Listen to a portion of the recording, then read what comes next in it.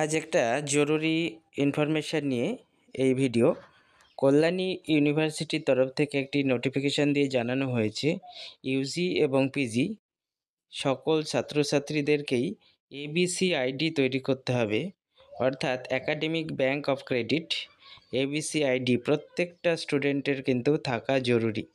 ইউনিভার্সিটির তরফ থেকে নোটিফিকেশান দিয়ে জানানো হয়েছে যে এবিসি আইডি পরবর্তীতে হায়ার এডুকেশন এবং অন্যান্য জব অপরচুনিটির কাজেও কিন্তু গুরুত্বপূর্ণ ভূমিকা পালন করে, যার জন্য ইউনিভার্সিটির তরফ থেকে যেটি বলা হয়েছে প্রত্যেকটা ছাত্রছাত্রীর কিন্তু এবিসি আইডি ম্যান্ডেটরি।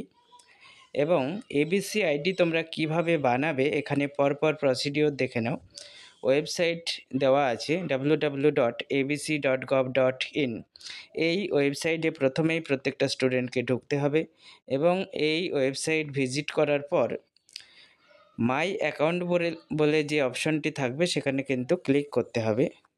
যদি ডিজিলকার অ্যাকাউন্ট থাকে তাহলে সাইন ইন করতে হবে, এবং আগে থেকে যদি কোনো স্টুডেন্টের ডিজিলকার না থাকে তাহলে কিন্তু সাইন আপ অপশান যেটি থাকবে সেটিতে কিন্তু ক্লিক করতে হবে।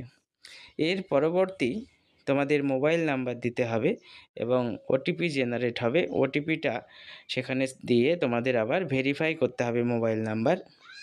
এরপরে কিছু ইনফরমেশান ফিল আপ করতে হবে। Fill all necessary details and click on verify. সকল ডিটেলস দেওয়ার পর ভেরিফাই অপশানে ক্লিক করতে হবে এবং তাহলে কিন্তু তোমরা এবিসি আইডি পেয়ে যাবে।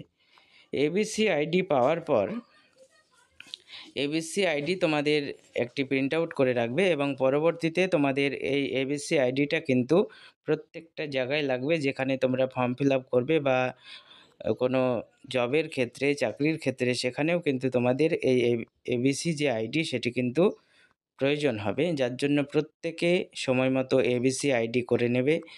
যেখানে তোমাদের গ্র্যাজুয়েশন বা পোস্ট গ্র্যাজুয়েশন প্রত্যেকটা সময়ের কিন্তু অ্যাকাডেমিক স্কোর সেখানে দেওয়া থাকবে।